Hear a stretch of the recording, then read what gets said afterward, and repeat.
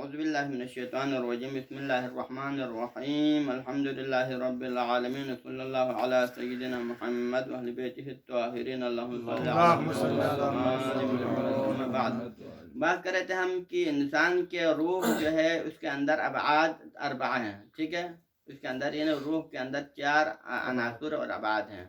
تو ہم نے کہا تھا کہ ان میں سے ایک بعد ہے حب الاستطلاع, یعنی کہ کسی کے بارے میں آگاہی ہونے کی جو خاصیت ہے انسان کی فطرت میں موجود ہے, جس کے ذریعے سے علوم و دانش دنیا کے اندر جو اگر پھیلے ہیں تو اس وجہ سے ہیں. اس کے بعد پھر دوسرا حب الخیر, اچھائی سے محبت اور برائی سے نفرت انسان کی فطرت میں ہے. ٹھیک ہے, اور تیسرا کیا حب الجمال ہے, جمال کے ساتھ محبت. ٹھیک, اور چوتھی چیز ہے غریزۃ التدین ہے. انشاءاللہ ہم گفتگو کریں گے. اور غریزۃ التدین کا مطلب کیا ہوتا ہے؟ والتعنی کا مطلب یہ ہے کہ بأن کل فرد من ابناء الانسان, انسان کے افراد میں سے ہر فرد بلا استثناء یمیل بنحو ذاتی و فطری, وہ ذاتی اور فطری طور پر میلان رکھتا ہے, جھکاؤ رکھتا ہے. کس بات کی طرف جھکاؤ رکھتا ہے؟ ابھی آ رہا ہے. وہ بھی حکم غریزت ہی, اور اپنے غریزے کے حکم کے تحت, اپنے فطرت کے حکم کے تحت وہ جھک رہا ہے. کہاں جھکتا ہے؟ الی اللہ, خدا کی طرف, یعنی اپنے فطرت اور اپنے جو فطری میلانات ہیں ان کے تحت وہ خدا کی طرف جھک جاتا ہے, میلان رکھتا ہے. وَيَمِيلُ إِلَى التَّدَيُّنِ, اور وہ تدین کی طرف میلان رکھتا ہے, یعنی دینداری کی طرف اس کا جھکاؤ ہے. ٹھیک ہے. وَيَنْجَذِبُ عَفْوِيًّا إِلَى مَعْرِفَةِ مَا وَرَاءَ الطَّبِيعِيَّةِ, اور وہ عفوی طور پر یعنی لاشعوری طور پر کس کی طرف جو ہے انجذاب ہوتا ہے, جذب ہو رہا ہے؟ ما وراء طبیعت, طبیعیات عالم مادہ ہے, اور انسان کی فطرت لاشعوری طور پر عالم ما وراء المادہ, جو عالم کیا ہے یعنی جو معنویات ہیں ان کی طرف بھی ایک قسم کا جھکاؤ رکھتا ہے. والقوت الحاکم علی هذا الکون, اور اس قوت کی طرف جھکاؤ ہے جو اس کون پر حاکم ہے. الذی یعیش ضمنہ, کہ انسان اسی کے ضمن میں کیا رہا ہے, زندگی گزارتا ہے, خدا کے وجود کے ضمن میں. ویکون وجود الانسان فرعا من وجودہ, اور انسان کا وجود اور کائنات کے ہر چیز کا وجود اسی وجود کا فرع ہے. خدا کا وجود ہے تو باقی چیزیں ہیں. ٹھیک ہے نا. وجزء من اجزاء, اور اس کے وجود کے اجزاء میں سے ایک جو شمار ہوتا ہے. تو لہٰذا اس بات کی طرف انسان کی فطرت میں نہ رکھتا ہے, انسان کا جھکاؤ سے مطلب کی طرف ہوتا ہے. ہاں جی. وتلک القوہ, اور وہ قوت التي بیدها امر العالم, کہ جس کے ہاتھ میں پورے کائنات کا سسٹم ہے, وہ خدا کی ذات, اور وہ قوت کہ جس کے ہاتھ میں پورے کائنات کا سسٹم ہے. وَيُمْكِنْ أَن تَنْقَذُهُ مِنَ الْبَلَاءِ, اور انسان کا اعتقاد اور فطرت اس بات پہ اعتقاد رکھتا ہے کہ وہی قوت ہے جو انسان کو مصائب سے نجات دلا سکتا ہے. یعنی جب انسان مصیبت میں گر جاتا ہے تو اس کا اعتقاد کیا ہے کہ کوئی ایسی قوت موجود ہے جو ہمیں بلایا اور مصیبتوں سے نجات دے سکتا ہے. وَتَدْفَعُ عَنْهُ كُلَّ مَكْرُوهٍ إِنْ شَاءَ, اور اگر وہ خدا چاہے تو انسان سے ہر قسم کی مکروہ کو ٹال سکتا ہے. یہ انسان کی فطرت اس کے مطلب کی طرح ہے. وَلَقَدْ أَوْجَدَ اكْتِشَافُ هَذَا الشُّعُورُ, اور جب یہ شعور کا انکشاف ہو گیا, اس کو ایجاد ہوا. وَهَذَا الْبُعْدُ الْأَخِيرُ, اور جب یہ جو آخری بعد انسان کے روح کا جو بعد الرابع ہے, جب یہ اکتشاف ہوا, ماہرین نے اس بات کو انکشاف کیا, تو یہ کیا ہے؟ اوجد, اس اکتشاف اور اس شعور نے پیدا کیا, اسی شعور اور اسی فطری میلان کے انکشاف نے اور اس کی ایجاد نے پیدا کیا. کیا پیدا کیا؟ حرکتاً عظیمتاً فی الاوساط العلمیہ, علمی ماحول اور میدان میں ایک بہت بڑا تحریک پیدا کیا اور بڑا انقلاب پیدا کیا. اسی فکر نے, اسی تدین والے فکر نے کیا کیا؟ علمی ماحول اور میدان میں ایک انقلاب پیدا کیا. اذ حتی هذا الاکتشاف العلمی النفسانی الہم, اور کیونکہ اس اکتشاف علمی اور اکتشاف نفسانی جو کہ اہم ہے, اس نے توڑ دیا. کس کو توڑ دیا؟ من غرور مادی القرن العشرین والکبریاء, یعنی 20ویں صدی کے مادہ پرستوں کا جو غرور ہے, ان کا جو تکبر ہے, تو جب تدین کے فکر نے, جب یہ بنیاد وجود میں آیا, تو اس نے ان کے کبریا اور غرور کو کیا کیا؟ توڑ دیا مادہ پرستوں کے. ٹھیک ہے. فَإِذَا كَانَ إِنْكَارُ مَا وَرَاءِ الْحُسِّ الْمُتَافِزِيَّةِ دَلِيلًا عَلَى الْفَهْمِ وَالْعَلْمِ وَتَحْقِيقِ ذَاتِ يَوْمٍ, ایک زمانہ وہ تھا, ایک زمانہ کہ جس زمانے میں کیا سمجھ رہے تھے؟ ما وراء المادے سے انکار, یعنی خدا کی وجود, عالم معنویات اور ان چیزوں سے انکار کو کیا سمجھتے تھے اس زمانے میں؟ فہم, علم اور تحقیق کی بہت بڑی دلیل سمجھتے تھے. کہ جب آپ عالم معنویات سے انکار کرتا ہے، جب دین سے انکار کرتا ہے، خدا سے انکار کرتا ہے، تو ان کے نظر میں وہ بندہ کیا تھا؟ بہت بڑا عالم، بہت بڑا محقق، بہت بڑا سائنسدان شمار کرتے تھے، اور انسان کی ترقی کی بنیاد سمجھا جاتا تھا. ٹھیک ہے. لیکن کیا ہوا نتیجے میں؟ ابھی نئے دور میں کیا ہوا؟ فقط اصبح هذا الامر، لیکن یہ بات ہو گیا بعد اکتشاف البعد الرابع، انسان کے روح کے اندر موجود بعد الرابع جو کہ حصہ تدین ہے، تو اس کے اکتشاف کے بعد یہ مسئلہ کیا ہوا؟ علامت للجہل والتعصب والتحجر، اور یہ یعنی جہل، تعصب و تحجر کی علامت بن گیا. یعنی ایک دور میں ماورا مادہ سے انکار کرنے کو جہل کی علامت سمجھا جاتا تھا، اور اس کو علم کی علامت سمجھا جاتا تھا، اس کو ترقی کی علامت سمجھا جاتا تھا. لیکن اس دور میں کیا سمجھا رہا ہے؟ اس کو جہالت، نادانی اور تعصب اور تحجر سمجھا جاتا ہے. ہاں جی. والانکار لعبده الحقائق الحاضرہ، ہاں جی، والانکار لعبده الحقائق الحاضرہ، اور حقائق حاضرہ سے انکار شمار کیا جاتا ہے کہ اگر کوئی خدا سے انکار کرے تو پھر دور حاضر میں کیا ہے؟ گویا کہ وہ حقائق سے انکار کرنا شمار ہوتا ہے. ٹھیک ہے. وَإِذَا كَانَ الْمَقَالَةَ لینین، لینین ایک مادہ پرست کا نام ہے، یعنی یہ مارکسزم کے ایک جو بہت بڑے جو ہے عالم کا نام ہے لینین. اور لینین کا نظریہ کیا تھا کہ اس کائنات کے علاوہ، عالم مادے کے علاوہ کوئی دوسرا وجود نہیں. انسان اسی دنیا میں ہے اور اسی میں فنا ہونا ہے، اور کائنات بھی ابھی فنا ہونا، اس کے پیچھے کوئی اور عالم نہیں. تو لہذا یہ لینین کا جو مقالہ ہے دین کے حوالے سے، اذا كانت مقالة لینین حول الدین، لینین کا جو مقالہ دین کے حوالے سے، تو اعتبر ذات یوم فی نظر البعض اصلا، ایک زمانے میں لینین کا یہ نظریہ اور یہ مقالہ ایک بنیاد شمار ہوتا تھا ایک زمانے میں. لا يقبل النقاش و جدل، جس پر کوئی اشکال اور جدل نہیں کر سکتا تھا، جس کو مناظرہ نہیں کر سکتا، کوئی پر اشکالات نہیں کر سکتا تھا، کیونکہ وہ ان کے نظر میں بہت بڑا اصول شمار ہوتا تھا. وَتْكَانَتْ جَمَاهِرُ الثُّوَاةِ تَتَصَوَّرُ، اور یہ اس زمانے کے جو نادان لوگ تصور کرتے تھے کہ بِأَنَّهُ قَدْ اكتشف لغزا وسرا عظیما، کہ جب لینین نے جب دین کے حوالے سے اس نظریے کو اپنایا تو انہوں نے کیا سمجھا؟ انہوں نے سمجھا کہ بہت بڑا راز کھل گیا ہمارے لیے، بہت بڑا جو ہے ہمارے لیے ذخیرہ مل گیا، کنز مل گیا، اور کائنات کی بہت بڑی حقیقت تک ہم پہنچ گئے. ان کا یہ خیال تھا. لیکن کیا ہوا؟ فقط اصبحت هذه النظریہ بعد اکتشاف البعد الرابع ای شعور الدین الفطری واحدۃ من الثقافات والمحاذیر، لیکن یہی لینین کا مقالہ اب اس دور میں جب انسان دینداری کے جو فطرت ہے اس کو انکشاف ہوا، انسان کے روح کے اندر موجود بعد الرابع کے انکشاف کے بعد یہی لینین کا یہی نظریہ اور مقالہ کیا ہوا؟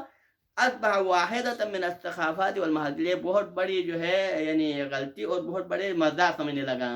ہاں جی. ثقافت کہتے ہیں جس کے پیچھے کوئی حقیقت نہیں ہے، یعنی کہ یہ یعنی کوئی یعنی بےہودہ چیز، بےہودہ، اور یعنی محاذر کا معنی حد شمار ہوتا ہے، یعنی کہ مذاق والی چیز سمجھانے لگا. حج یعنی گویا کہ لینین کا مقالہ اب گویا کہ ایک مذاق والی چیز ہے، لیکن مذاق اور ہنسی مذاق کے علاوہ کچھ بھی نہیں ہے. ان وجود البعد الرابع فی الروح الانسان یثبت، بس انسان کے روح کے اندر اس بعد الرابع جو کہ تدین کی شکل میں ہے، یہ ثابت کرتا ہے، کیا ثابت کرتا ہے؟ کہ ان لجمیع المیول الدینیہ عند الانسان، کہ انسان کے جتنے بھی دین کی طرف جو میلانات ہیں، جتنے بھی جھکاؤ ہیں، جذورا ضاربۃ فی اعماق الوجدان، یہ دین کی طرف جھکاؤ کسی خارجی عامل کی وجہ سے نہیں ہے، بلکہ اس انسان کی فطرت اور انسان کی گہرائی کے اندر اس کی جڑیں موجود ہیں، انسان کی فطرت میں اس کی جڑیں موجود ہیں، اس کی وجہ سے انسان دین کی طرف راغب ہو جاتا ہے. آج وقد تجلى هذا الشعور في جميع ادوار الحیات البشریہ، اور یہ شعور فقط ایک زمانے میں نہیں رہا، بلکہ انسان کی زندگی کے تمام جو ادوار ہیں ان تمام میں یہ تجلی ہوا، یہ نمایاں ہوا. حتی فی تلکم الادوار، یہاں تک کہ وہ ان زمانوں میں بھی، والمناطق، اور ان علاقوں میں بھی، التي لم تكن فيها مشکلات العامل و رب العمل مطروحة، کہ جن زمانوں میں عامل اور رب عمل کا مسئلہ کھڑا نہیں ہوتا. یہاں کیا کہنا چاہتے ہیں کہ بعض کا نظریہ یہ تھا نا، بعض لوگوں نے نظریہ بنا تھا کہ دین کا اپنانا ایک مجبوری ہے، کیونکہ اس زمانے میں عاملوں پر جب جو ہے مالکوں کی طرف سے کیا ہوتا تھا؟ ایک قسم کا جبر و تشدد ہوتا تھا. تو لہذا انہوں نے کہا ہے کہ دین کا نظریہ اس لیے پیدا ہوا ہے تاکہ عامل جو کہ مظلومیت کی زندگی گزارا ہے وہ اپنے مالکوں کے خلاف ایک قسم کا یہ قسم کا تحریک ہے، ایک قسم کا کیا ہے؟ انقلاب ہے. تو لہذا انہوں نے ایک مجبوری کا نام دیا تھا. یہ مجبوری ہے کیونکہ عاملین اور عامل کے اوپر مجبور ہوتا ہے، ان کے اوپر ظلم و جبر ہوتا ہے، ان کے اوپر تشدد ہوتا ہے، تو پھر ایک قسم کا انقلاب ہے، اور یہ دین کے نام سے اپنے جو ہے رب العامل کے ساتھ کیا کر رہا ہے، ان کو لگام دے رہا ہے، ان کو یعنی مکمل قانی کر رہا ہے، ایک قسم کا ان کے خلاف انقلاب ہے، یہ سمجھ. لیکن اب یہاں کیا ہوا، اب یہ مسئلہ اگر ہے تو پھر ان جگہوں پہ نہیں ہونا چاہیے کہ جہاں پر یہ مسئلہ نہ ہو.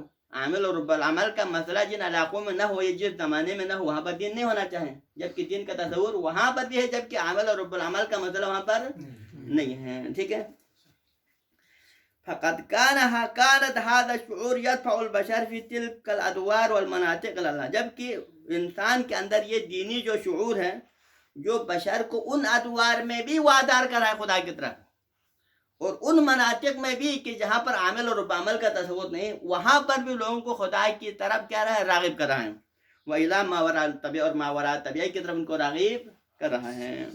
کما ان آثار الشعور الدینی لم تختفی عن الکہوف والمغارات التي كان يسكن الانسان اول، بلکہ یہ تو بات چھوڑو، بلکہ دین کی طرف شعور اور دین کی طرف میلان اور جھکاؤ ان جگہوں پر بھی کم نہیں ہوا کہ جہاں پر انسان غاروں میں زندگی گزار کرتے تھے. جو انسان غار میں، انسان صحراؤں میں، جنگلات میں رہنے والے انسان ہیں، حالانکہ وہاں پر کسی نے کوئی کہا نہیں ہے، لیکن وہاں پر بھی دینی شعور وہاں موجود تھا ان کے درمیان میں، اور یہ وہاں پر بھی مخفی نہ رہے، یہ شعور وہاں مخفی نہ رہے. هذا ونظائره يكشف، پر یہ ساری چیزیں کشف کر دیتا ہے بوضوح کہ عن ملازمت هذا البعد الروح الانسانیہ، ملازمت للشاخص، کہ یہ انسان کے اندر یہ جو ہے بعد الرابع جو کہ دین کی طرف میلان اور جھکاؤ ہے، یہ انسان کے ساتھ ایک سایہ کی مانند لازم و ملزوم، ہمیشہ انسان جہاں ہے وہاں پر یہ وہاں رہتا ہے انسان کے ساتھ. ہاں جی. وہ ملازمت زوجۃ الاربع، جس طرح زوجہ اربعہ کے ساتھ لازم ملزوم ہے نا، کہ جہاں اربعہ ہے وہاں زوجت ہے، ان دونوں میں جدائی تو نہیں ہو سکتا نا. تو اسی طرح انسان کے اندر دینداری بھی لازم و ملزوم ہے، الگ نہیں ہو سکتا ہے. وَكَأَنَّ التَّوَجُّهَ إِلَى اللَّهِ وَإِلَى قَضَاءِ مَا وَرَاءَ الطَّبِيعَةِ نَشِيطٌ غَيْبٌ، گویا کہ خدا کی طرف توجہ ہونا اور ما وراء الطبیعہ کی طرف متوجہ ہونا یہ ایک قسم کا غیبی نعرہ ہے کہ لا يفتح ينبع عن الفطر الانسان، جو ہمیشہ انسان کی فطرت سے پھوٹتا ہی رہتا ہے، کم نہیں ہوتا ہے. انسان کی فطرت سے یہ آواز نکلتا ہی رہتا ہے، اور یہ انسان کے اندر سے یہ پیدا ہوتا ہی رہتا ہے. وصلی اللہ علی محمد وعلی بیتہ الطاہرین. اعوذ باللہ من الشیطان الرجیم، بسم اللہ الرحمن الرحیم، الحمد للہ رب العالمین، صلی اللہ علی سیدنا محمد وعلی بیتہ الطاہرین، اللہم صلی علی محمد وعلی محمد. اما بعد، بات گفتگو ہمارے علم کے حوالے سے ہے، تو آج کا موضوع ہے باب بذل العلم، علم کو بذل کرنا، آگے پہنچانا، یہ حوالے سے ہیں. تو یہ روایت اس میں ہے طلحہ ابن زید سے ہیں، یہ راوی ہیں ان ابی عبداللہ علیہ السلام، امام جعفر صادق علیہ السلام کی روایت سے قال، امام نے فرمایا کہ قرأت فی کتاب علی، میں نے مولا امیر المومنین صلی اللہ علیہ وسلم کی جو کتاب ہے اس میں نے مطالعہ کیا، اس میں دیکھا کہ آپ نے فرمایا تھا، کیا فرمایا، ان اللہ لم یأخذ علی الجہال عہدا، کہ اللہ تعالیٰ نے جاہلوں سے عہد نہیں لیا، پیمان نہیں لیا ہے کہ بھی طلب علم، کہ تم نے حتماً علم حاصل کرنا ہے، یہ نہیں کیا ہے. حتیٰ، بلکہ یہ عہد کب لیا ہے، اس کے بعد لیا ہے کہ اخذ علی العلماء عہدا ببذل العلم للجہال، یعنی بالفاظ یہاں ترتیب ہے. پہلے مرحلے میں اللہ تعالیٰ نے عالموں سے عہد لیا ہے، کہ عالموں سے عہد یہ لیا ہے کہ تم نے جہال کو تعلیم دینا ہے، جاہلوں کو تعلیم دینا ہے. پھر دوسرے نمبر پر جاہلوں سے عہد لیا ہے کہ پھر تم نے علم کو حاصل کرنا ہے. اس سے پہلے مرتبتاً علم پہلے ہوا، جہال بعد میں ہوا، پہلے علم اس کے بعد پھر جہالت کی بات ہے. ہاں جی، بالکل. کیوں؟ لأن العلم کان قبل الجہل، کیونکہ علم جہل سے رتبتاً پہلے تھا، اس وجہ سے. ٹھیک ہے نا.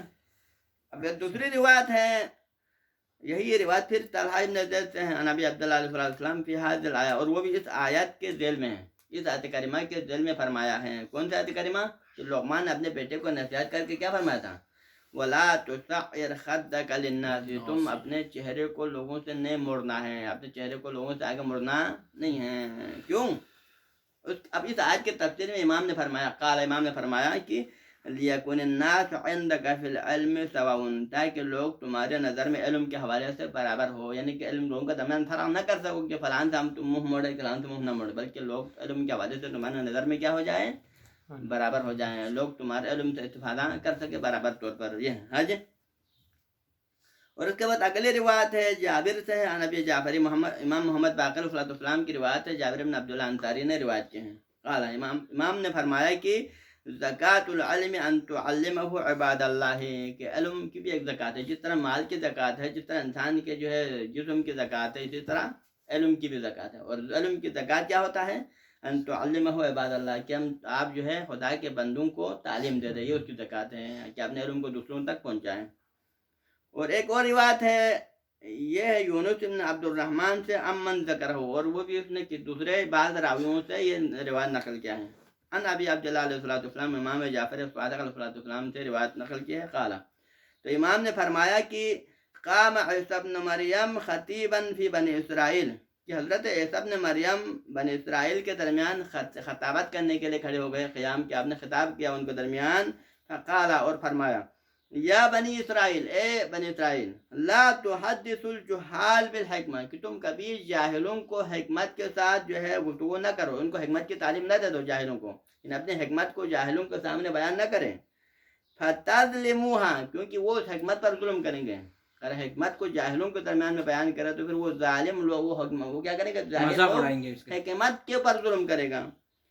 اور دوسری طرف ولا تمنعوها اہلها، اور دوسری طرف حکمت اس کے اہل کو دینے سے تم جو ہے روکنا نہیں ہے، یعنی کہ جب جہاں پر حکمت لینے والے اہل لوگ پائے تو پھر آپ نے حکمت کو ان کو دینا ہے، اس سے تم نے انکار نہیں کرنا ہے. کیونکہ اگر تم حکمت اہل کو دینے سے انکار کرو گے تو پھر کیا ہوگا؟ فتظلموہم، کہ تم لوگ حکمت پر، یعنی کیا ہوگا؟ تم لوگ اس حکمت پر ان لوگوں پر ظلم ہوگا جو حکمت کا اہل ہے. کیونکہ اہل والے افراد کو حکمت نہ دینے سے ان افراد پر ظلم ہو رہا ہے، کیونکہ ان کو حکمت دینا چاہیے. ٹھیک ہے نا؟ ختم. ایک دو روایت آگے لے جاتا ہے. اس کے بعد پھر باب النہی عن القول بغیر علم، بغیر علم کے آگے لوگوں کو بتانے کے حوالے سے نہیں آیا ہے. یہ روایت ہے، جن روایت میں ہمیں کہا گیا ہے کہ تم بغیر علم کے لوگوں کو آگے مسئلہ نہ بتانا. ہاں جی، یہ یہاں پر مفضل ابن مزیت ہے، میرے خیال میں مزیت ہے. قال کہتا ہے، قال ابو عبداللہ علیہ السلام، امام جعفر نے فرمایا، یہاں پر مزیت لکھا ہے، یہاں پر مزیت یزید ہے، پتہ نہیں یہاں پر مزیت ہے اس میں. قال کہتا ہے، قال ابو عبداللہ علیہ السلام، بہرحال جو بھی امام جعفر صادق علیہ السلام نے فرمایا اس روایت میں کہ انہاک عن خصلتین، انہا کا تمہیں روکا نہیں کیا جاتا ہے، تمہیں نہیں کیا گیا ہے، ان خصلتین، دو خصوصیتوں سے تمہیں نہیں کیا، خدا کی طرف سے تمہیں دو خصوصیتوں سے روکا ہے. فیہما ہلاک الرجال، اور ان دو خصلتوں میں کیا ہے؟ لوگوں کی ہلاکت ہے، بندوں کی ہلاکت. اس میں اگر ایسا کرو گے تو یہ خصلت اپنے اندر پیدا کرو گے تو ہلاکت ہوگی. وہ کون سے دو خصلت ہیں؟ نمبر ایک، پہلی خصلت یہ ہے کہ انہاک ان تدین اللہ بالباطل، تمہیں اس بات سے روکا ہے کہ تم خدا کی دینداری کرے باطل سے، یعنی باطل عبادت تو بہت کرے لیکن باطل طریقے سے، باطل طریقے سے، غلط طریقے سے خدا کی عبادت کرے، اس سے روکا ہے. کیونکہ تم جتنا بھی عبادت غلط طریقے سے کرو گے اتنا ہی نقصان ہوگا. اور دوسرا کیا ہے؟ وَتُفْتِيَ النَّاسَ بِمَا لَا تَعْلَمُ، اور تم لوگوں کو فتویٰ دے ایسے چیز کے بارے میں جس کے بارے میں تمہیں خود پتہ نہیں ہے، تمہیں پتہ نہیں ہے، خود اپنی طرف سے کیا کریں؟ فتویٰ دے. یہ کیا ہے؟ اس سے لوگ کیا ہو جاتے ہیں؟ ہلاک ہو جاتے ہیں. ٹھیک ہے. اور دوسری روایت کیا ہے؟ عبد الرحمن بن حجاج کی روایت ہے. قال، وہ کہتا، راوی کہتا ہے کہ قال ابو عبداللہ علیہ السلام، مجھے امام جعفر صادق علیہ السلام نے فرمایا کہ ایاک و خصلتین، کہ تم بچ کے رہو دو خصلتوں سے، تم بچ کے رہو دو خصلتوں سے. وہ کون سے دو خصلتیں ہیں؟ ففیہما ہلک من ہلک، کیونکہ ان دو کے اندر کیا ہے؟ ہلاکت ہے ان افراد کے لیے جو ہلاک ہو گئے. وہ کون سے دو ہیں؟ ایاک ان تفتی الناس بالرائے، پہلی بات تم اس بات سے ہوشیار رہو کہ تم اپنے رائے کے مطابق لوگوں کو فتوا دیں، یعنی آپ حدیث قرآن سے فتوا نہ دیں بلکہ اپنے ذاتی رائے کے ذریعے سے لوگوں کو فتوا دیں، اس سے بچ کے رہیں. اور تدین بما لا تعلم، یا ایسی طریقے سے عبادت کرے، عبادت دینداری کرے کہ جس کے بارے میں تمہیں پتہ ہے، یعنی جہالت کے ساتھ دینداری کرے، یہ بھی نہیں ہونا چاہیے. اور آخری روایت ہم پڑھ لیتے ہیں. یہ آخری روایت کیا ہے؟ علی بن رعاب عن ابی عبیدہ الحذاء، ابی عبیدہ الحذاء جو راوی ہے، عن ابی جعفر، امام محمد باقر علیہ السلام سے روایت. قال، امام نے فرمایا، من افتی الناس بغیر علم ولا ہدی، کہ اگر کوئی بندہ بغیر علم اور بغیر ہدایت کے فتوا دے دے تو کیا ہوتا ہے؟ لعنت ملائکۃ الرحمہ، اس بندے پر رحمت کے ملائکہ بھی لعنت بھیجتا ہے، وہ ملائکۃ العذاب، اور عذاب کے ملائکہ بھی اس پر لعنت کرتا ہے، وَلَحِقَهُ وِزْرُ مَنْ عَمَلَ بِفَتْوَاهُ، اور یہ بندہ ان افراد کے ساتھ ملحق ہو جائے گا کہ جنہوں نے اس کے غلط فتویٰ پر عمل کرنی ہے، تو ان کو غلط فتویٰ پر عمل کرنے کی وجہ سے وہ بھی ہلاکت میں جائیں گے، اور یہ بندہ بھی ان کے ساتھ ملحق ہو جائے گا۔ وصلی اللہ علی محمد وآلہ بیتہ الطاہرین۔